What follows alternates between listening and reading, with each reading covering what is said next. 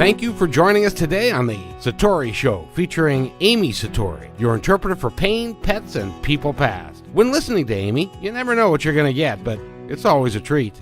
Indeed. So get ready for some deep, insightful conversation and some lighthearted fun. My name is Kevin McDonald, and together with Amy Satori and the remarkable gifts that she brings, we will now venture into the world of all things unseen. Hello, everybody, and welcome to the Satori Show. We're glad you're here. Amy Satori is with me right now, and she's going to tell us what we're going to talk about today. Amy? Hey, everybody. Just wanted to address the twin flame topic and how different relationships are versus in a typical dating relationship. I get that question a lot and thought it would be a good thing to address today. It is one of the biggest questions that all of us have is about relationships. The twin flame journey is a little weird because you do go through a period of him ignoring you, and it can be a pretty long period. But it's just because he's like, they are men who have been abused. They're the ones who've been treated really bad. They're like the nice guys who had these women who trampled all over them. And so it's almost like it can be a show about being with somebody who treats you well.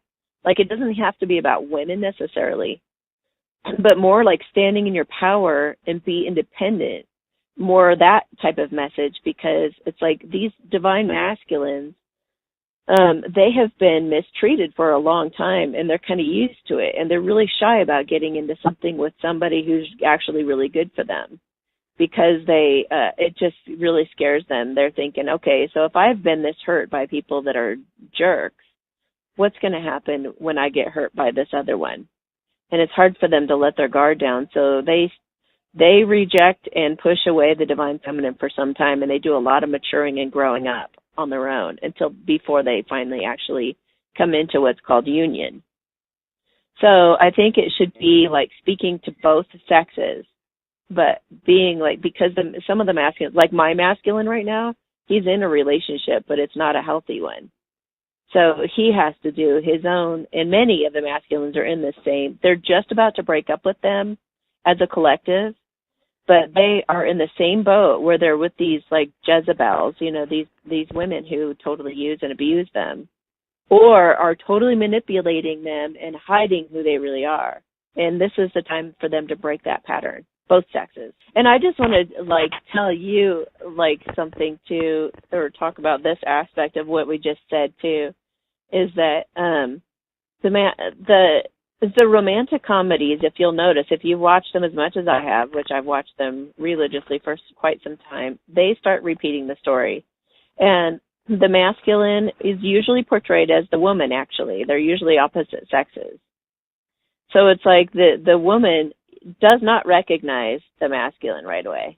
In fact, they run away from them. And they're like, what? You didn't get his number? Blah, blah, blah. And then when they do meet up, they get in some kind of a fight or squabble, and they insult each other or something. And then they act all miffed. And then they go through this long period of not seeing each other because of this fight they got in. And then eventually the masculine one comes and apologizes and says, I didn't realize. And then they may or may not have another squabble. It goes really back and forth. But at the end, there's this really heartfelt expression, and they get to, finally be together, which would be the union part. It's the whole romantic part of the whole, what makes the movie so romantic is the whole beginning part. But some twin flames are afraid, like the masculines mostly are afraid to get in a relationship at that point because they're like, why has it been so hard to come together? Why am I so scared of you? Why, has this been a difficult journey as it has been, and will it continue to be like that in the relationship? And the answer is no. Because once you come together, you're still going to get triggered by each other, yes, but it's going to be much, much easier and much more in harmony because you can't come together until each of you has come into a more harmonious and mature place within themselves anyway. Does that make sense? Sure. So what makes the romantic movie and why the whole romantic comedy thing is the whole beginning part. It's not what happens after they get married, because that's the easy stuff. It'd be boring. It's the rocky part that brings that where destiny brings them together through a set of synchronicities that makes it so magical and incredible that they can make movies out of it. Yeah. And you're right. It is kind of all one. It's all the same formula. Yeah, exactly. And so for people to have unrealistic expectations, like for women to say, well, if he's not coming after me, if he's not pursuing me, if he's not this and that, it's like, well, for one, you have the rules backwards. The woman pursues the male for a while, at least in the beginning part. It can switch, but I mean, at the very, very beginning, he pursues her very briefly, but then the tables turn for quite some time so they can go through the maturing process. And then he steps up into a leader and shows up and saves the day kind of thing. But it's like, no, you cannot expect it to go like society, like a typical thing, because it's not. Karmic relationships, the ones that teach us the lessons, are the ones who seem to kind of go by the book, who seem to kind of go in line with everything. They date for a while, they get to know each other, blah, blah, blah. They fool each other, they manipulate each other, they pretend to be someone they're not, and then once you're in the relationship, all hell breaks loose, or after some period of time when they actually can relax. It's a very manipulative process. So yes, it is. Right? So yeah. Amy, let me ask you, just because I think there are lots of people that are in a situation like I find myself, and that is that I've had in my lifetime lots of relationships, I've been married for a long time, and none of it has gone well. So basically what I've done is said, phooey, I'm done. So how can somebody that would be interested in me, how can they break through that? Because I'm very closed at this moment. Wow. Yeah. How do they break through to you? I thought you were going to go the other direction. Like, how do you open your heart? But well, that would be part 2 of that question, which would be, how do I? Because my tail feathers have been singed, good and proper. You know what does it? Okay. So ultimately, here's what happens. You go inside because you do want happiness ultimately. You're jaded, but you want happiness. So you'll go inside and learn to listen to your intuition, which is probably why you're intrigued by me and want to learn more about that. So I really want to be happy, but I would need to learn to trust my intuition. So how do I do that? So it's like, as you start to do that, you start to open up your heart a little bit more, because you can't be in touch with your intuition and not be in touch with your heart. So it's like it starts to bring out this kind of a little trickle and then a wellspring from your heart. And when your heart opens up, then you're able to kind of see signs and synchronicities. It's those signs and synchronicities. And actually, the key is, I think, to look for kindness, like genuine kindness, with the way that they treat you. It's almost like I was telling Travis the other day, you want to look for somebody who's actually, who seems real genuine and kind. And it's like some people are like, oh, the nice girl or the nice guy, that's not going to be a turn on.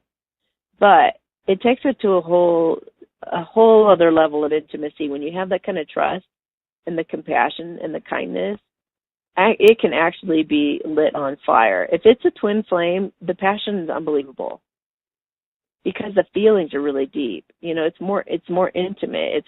It's a deeper experience.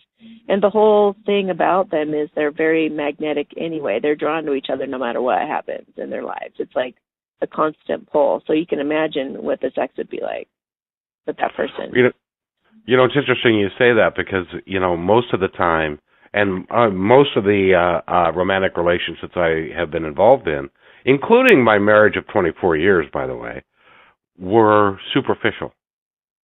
Mm-hmm. They weren't deep. It wasn't like when I was alone with this person, it's like I'm alone, and that I can talk with this person and I'm including them very deeply in my life, and we are the same, and we are one. It's never been like that, not once. Exactly. So, and we've come to expect that and think that everybody's going to be like that. But that's why the masculine has to open up, and that could be any sex, but the more masculine energy has to learn to open up and be open to the possibilities of something being totally different, and be open to the possibilities of this person may not be as attractive as you've gone after before, but that could be a good, very good thing. But the passion could still be incredible. And everything else, it's like just open your mind to a whole new level of relationship and relating. And wouldn't it be nice to have that level of really getting each other? Really having that understanding. One of our greatest needs as human beings is to feel understood. Oh, exactly. So and I personally believe, some people think that everybody has a twin flame. And I think that's possible and that's probable, but I don't think you're going to have an experience where you come into alignment with that person until or unless both of them have gotten to a certain level. Well, it would have to be even one of them gets to a certain level of maturity, gets to a certain level of development, and on their journey to be able for them to come into harmony, because ultimately they're connected. So if one develops, the other develops as well. There's just this, intertwinedness to them. You can't have one developing and the other just sit still. So when you develop, you'll come into harmony. So as much as you've been working on yourself and developing, I think you've got a counterpart. I just got a yes. You have a counterpart out there that's like gravitating towards you, and you guys will have your what's called like a meet cute in the movie, the moment that they meet. That would be interesting, because I've resigned myself to the fact that I'm never going to have another relationship, and I don't even know that. That's not a bad place to be. No, I don't think that's a bad place to be. As long as you're not okay. So if you can take the jadedness out or take the judgment out and just be cool being single and independent and powerful and awesome, then you got the right combo. You want to be independent and powerful and awesome. You just don't want to be afraid of getting hurt again, afraid of somebody duping you again, afraid of, just jaded. Because the twin flame is actually here to heal. They come into your life to heal all that. They're not mean. They're not malicious. They're not the ones who actually put you through hell for their own satisfaction and their own selfishness and their own motives. They are there to help you. Yes, they'll reflect stuff back to you that's left unhealed, and they'll look like they're going to possibly hurt you, but they are actually there to heal those matters. So we got to let our guard down and let them in. How do you do that? Again, though, listening to your intuition, listening to your heart, watching for that phoniness. And I'd say, let me feel into it for just a moment. Going you got to go past your comfort zone. It's like you gotta stretch. The masculines are always challenged with going with something that's new and different. Whoever she is, she's not going to be like you. She's going to be pretty different, but she's going to also really set your mind at ease and make you feel comfortable and make you feel like home also.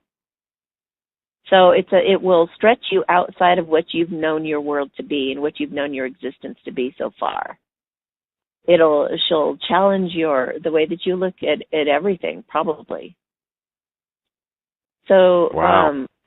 You can't help but you get drawn into it, whenever it does happen. So I wouldn't worry too much about it, except just follow your heart, listen to your heart, which is really hard for the masculines to do. So practice with your intuition, practice listening to your heart, and get more in touch with that. When you go to make a decision, instead of using logic, you could either get in the moment and get really one with that source energy, just be really, really present for those answers to come to you through guidance. that would be like the most optimal. But otherwise, you can just try to get out of your logic and into your heart. You could even touch your heart and like really tune into it and be like, what is the best decision to make for me right now? Like, what is for my highest good? What is going to stretch me? Not what's going to make me most comfortable, because that's going to bring you more pain. But what is going to grow me? Because that's probably the twin flame. Wow. What do I feel unworthy of even? I mean, I think the masculines deal with worthiness issues. Both of them do, but for different reasons. The feminine usually has like body issues and stuff like that. They usually like, oh my gosh, he's so good looking, I don't know. And the masculine is usually like, I don't know, she's so incredible and she's making a difference and she's really intuitive. So that's kind of like what they each have to get over in order to, to come together. And they're like these power couples. It's interesting that you say. It's like, I was just going to say, when they get together, it's like the yin and yang symbol. Opposites coming together to become a whole that's like this total powerhouse. Yeah, it's interesting that you say that, because what ends up happening then most of the time is you get enamored with somebody and they're not nearly as enamored with you, or somebody gets enamored with you and then you don't think you're enamored with them. It's very rare that two people can look at each other and get together and really develop this closeness. And that's what we all strive for, isn't it?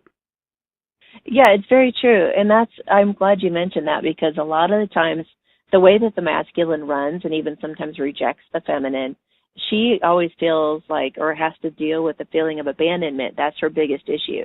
Is it unrequited love? Is it because he doesn't like me as much as I like him? But with a true twin flame, it's like they do like you. They just go in denial and they hide it for a while because they have to go through a maturing process. And they're not going to admit it for some time until they're ready and until they've, finished up their karmic lessons with certain people that they have in their lives, and maybe stood up to their parents for maybe the first time, and they've broken away from certain patterns that have been real comfortable but not good for them, certain addictions.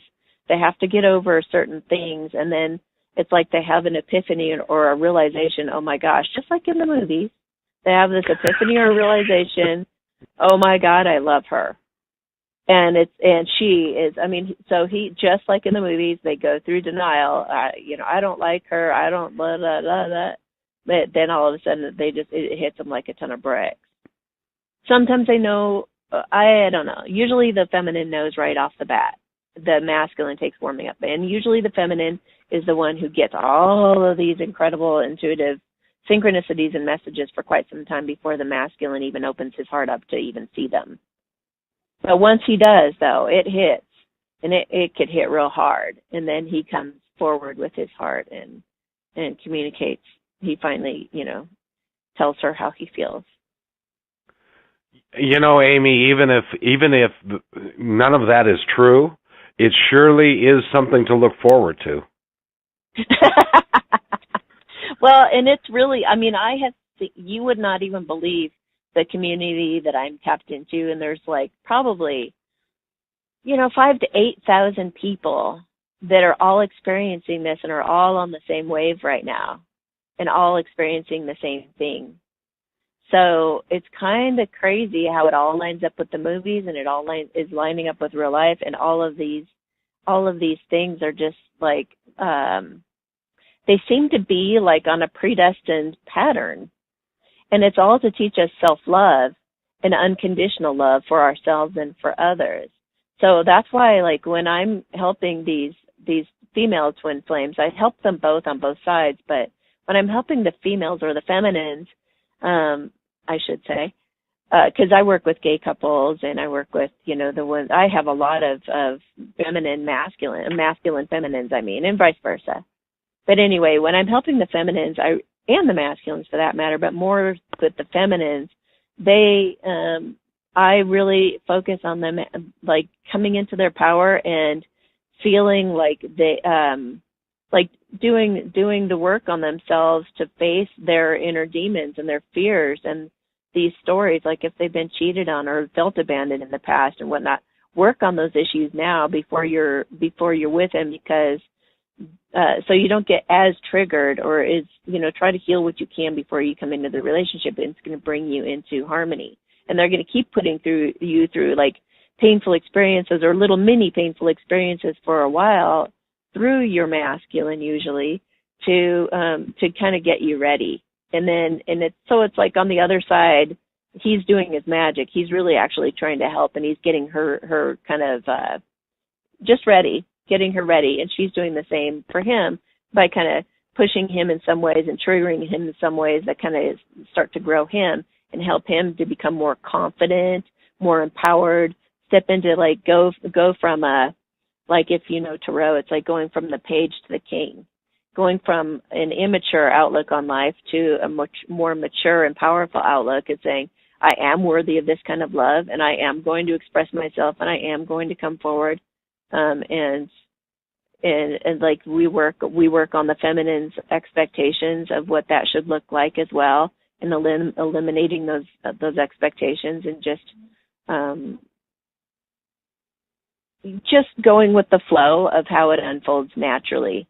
It's so in our nature to want to control everything. So it's like, just let go and let God. Just let it happen, because these types of relationships, they're totally predestined, and you can't stop it or mess it up for nothing. So that's one thing that we have to get through our heads. You can't mess it up. It's interesting. When you talk about the masculine, there's lots of us masculines that have got a long way to go to get there. That's true. But they also sometimes grow really fast overnight. Sometimes that's through a painful experience. But it can happen much faster than you realize. I mean, all it takes is an epiphany. Have you ever had like a moment where everything suddenly makes sense? Of course. Yeah. I had one. Like I've had one with you in this show. Awesome. That's awesome. Because this show makes perfect sense. Yeah. So it's like, masculines can give themselves a really hard time and not give themselves enough credit. But they're really beautiful, kind, loving people.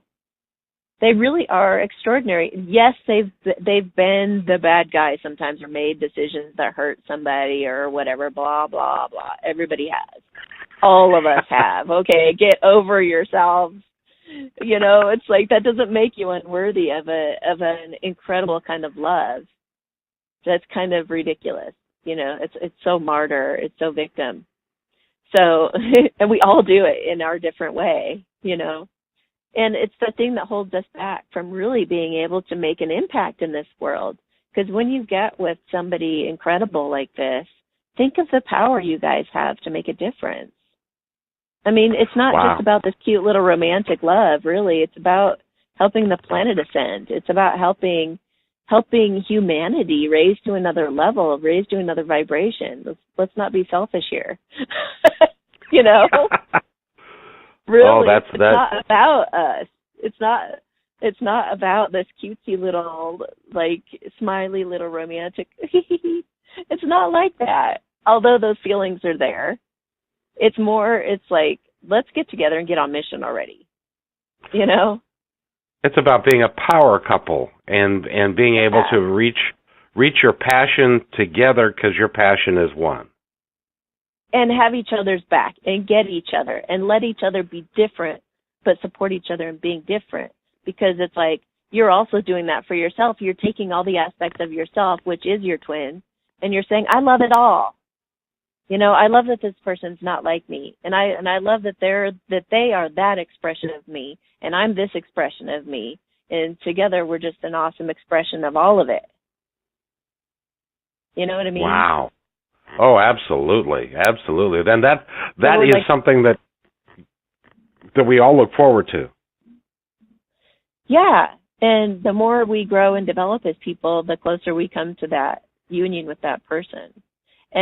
But again, though, it's just really about going with the flow and just growing and growing and growing and growing and growing. And when you've grown your pants off and you've grown, When you've graduated and you've matured enough and you've come into your power enough and you're pretty much getting to badassness, that's when you and your partner come together and say, let's explore this. Let's get to know each other better. Even if it's like, let's begin as friends and let's let this blossom or see what we got here. That's when you'll face it. That's when you'll stop running and you'll face it. You're going to run when you meet her. You're going to run. I mean, the masculines just do that. It's inevitable. It's just part of it. It's so weird how I've never seen anything like this. I mean, it's so not like typical dating. This is why so many people don't understand it. But it really is like unbelievable when you've had your feelers on it this whole time. Like, because I'm a teacher of it, I have to watch it all the time. And it's like, because I'm helping people and I gotta be in on the inside scoop as to how the energies are flowing within the collective. And so it kind of puts me in a little bit of a predicament sometimes when I just want to let the whole thing go. And it's like, I can't because I have to help others.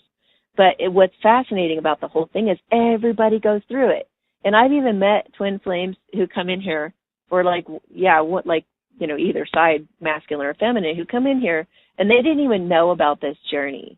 They didn't even know anything about how it was supposed to go or how you endure rejection and abandonment or how you have to come into your power and quit the foolish, addictive stuff and karmic relationships that don't treat you right, being fooled by people, all that kind of stuff. Like, they don't even know about all of that, and they come sit in front of me, and they're like, I met this guy. Actually, I met him a couple of years ago, but he really stayed away from me. And they'll tell me the story, and I'm sitting here with my jaw dropped to the floor. I'm like, are you freaking kidding me? Because this is like the same exact story as everybody else is going through who's like watching readings and everything. It's the same thing. They all go through it. It's just amazing. It's astonishing to me. It's like you can't. And then sometimes they'll even be like, well, I haven't been through the rejection part yet. And I'm like, well, brace yourself. Or I'll tell like somebody, like I told this gal, I said, you better read my blog, because she hadn't been rejected yet. I was like, you better read my blog. And she's like, oh, I will. And she didn't. She came in here like a couple weeks later and she was just devastated. She goes, I don't know what to do. I want to give up. I went, it reactivated my PTSD. I went through all this anxiety and everything. And then I looked at her. I said, did you read my blog? She goes, no. And I just said, you would have been prepared for this.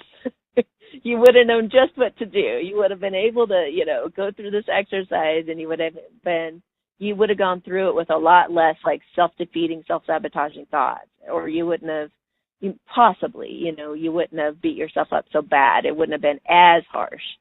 But we got to go through what we got to go through. So, I mean, it was meant to be that she didn't. If somebody wants to listen to or look at your blog, that's at www.amysatori.com, right? Good. So yep, they can order a reading anytime too. Very good. I'm excited for the future. It's interesting the way that you paint it. You paint it like it's not over for anyone. It's something that is looking into the future, and it gives a real hopeful thought to what's possible for you and your relationship. And I thank you for that. It is. And I mean, I've had people come in here though that are like, is he my twin flame? And a lot of them are drawn to me because that's how God works. He like draws you to what you're in need of. But I've quite frankly told people when people are not for them. I'll just be like, nah, I don't think he's your twin. Or maybe they're even supposed to be told that, because the universe does sometimes like dangle a carrot in front of you, is what I call it. It's like sometimes the universe goes, oh, here, come this way, and it lures you, and then it like jerks the carrot out, and then it puts a big cake in front of you. Oh, surprise, it's this one, not the carrot you were after all along. So sometimes, it's really a personal journey. Whatever is being, whatever the universe is trying to show that person, that it's a very intimate connection that you have with your twin, and only you can truly know that. And the synchronicities and signs that you're shown. And just like, that's why it's so important that we come into this time of like telepathy and intuition and being able to just really learn to be autonomous even in your intuition, not just like this independent, powerful person, but it's like that also includes intuition. You know, it includes like all aspects of ourselves, become powerful in all ways. But anyway, I was going to say that I don't just feed people a bunch of BS. I don't just tell them that. I've told people outright, you got to get a divorce.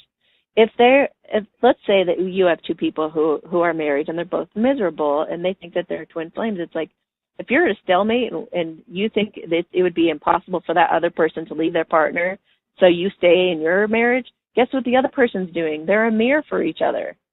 You got to be brave and go out there and want what's best for you. And this life is like, you're just settling. So break up with this person, get away from them, make yourself free, take a leap of faith. And, you know, I have one woman who's like, I can't and I won't, you know, leave this marriage because of blah, blah, blah. And I'm like, well, then you can't expect your partner to either. And I hate to say it, but the feminine is the stronger one, at least at first, until they come into union. They are the leader. They are like the lighthouse that holds the space and holds that power for the masculine to come into his. So she's got to make that move. She's got to take the risk, and she's got to go out there and kind of lead that, you know, make the momentum happen.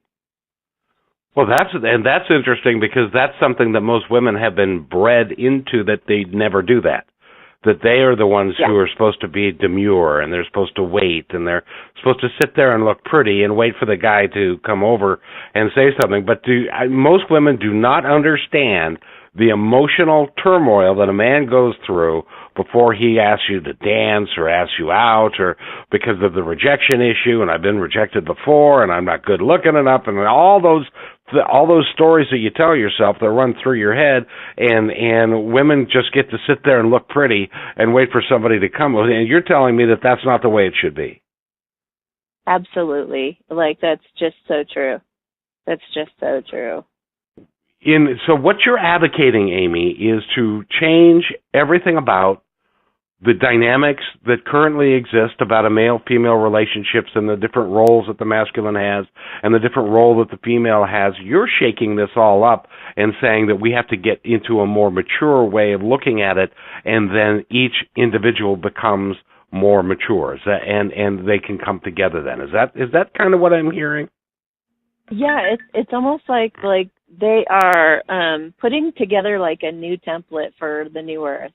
It's like this new earth is being formed and shaped from what's happening right now. And I think we're moving into a whole new paradigm where it's just intuitively led. It's kind of like, it reminds me of the Celestine prophecy, where they say, it's like, it's not going to be like the masculine leads all the time and the woman's just like, okay, let me go along, or the other way around.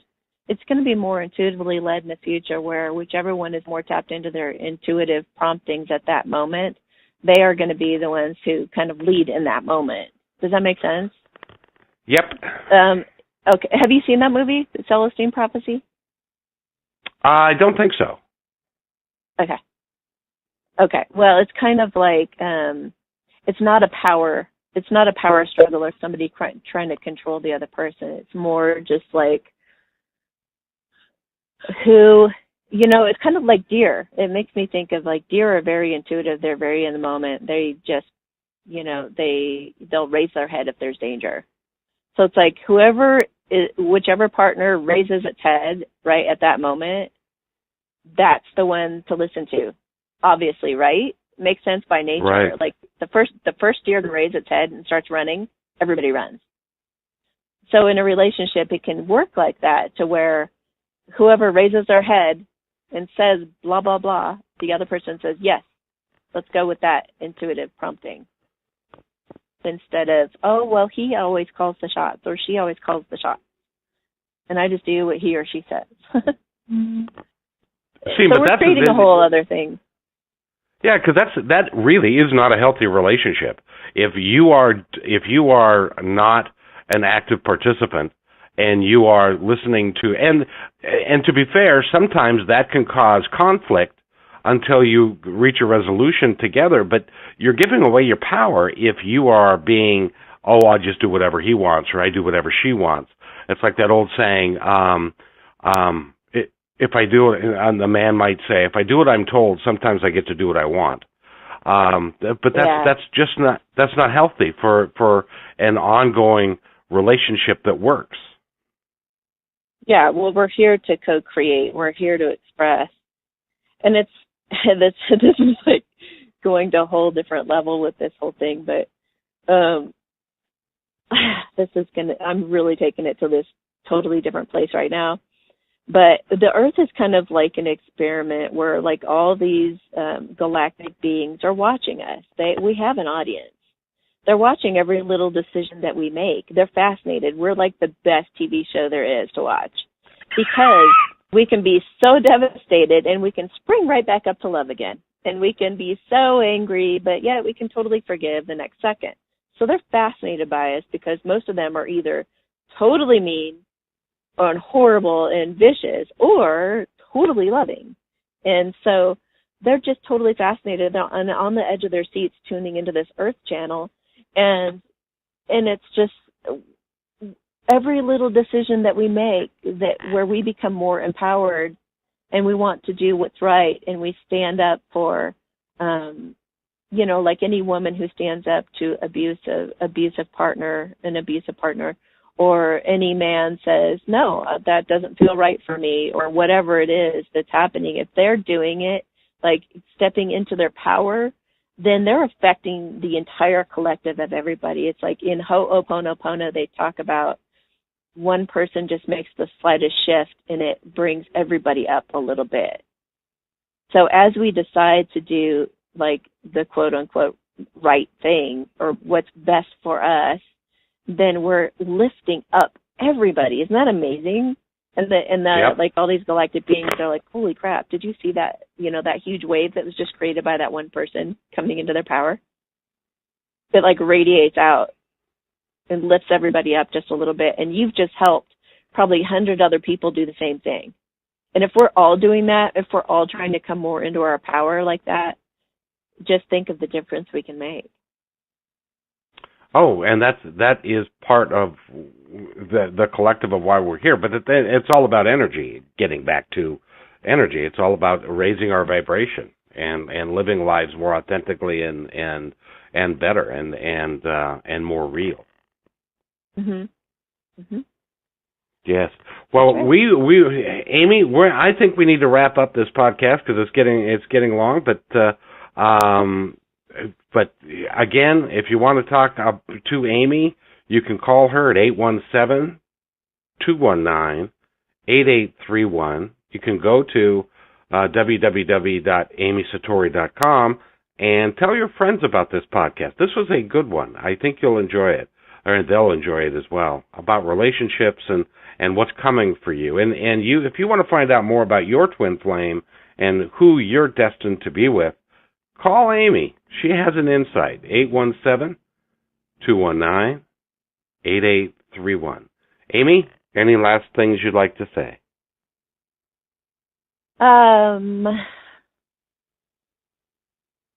Follow your heart. Just follow your heart. That's a good one. That's a good one. And while you're following your heart, do something nice for yourself today. Do something nice for somebody else. Have a great day and be positive. See you next time on The Satori Show.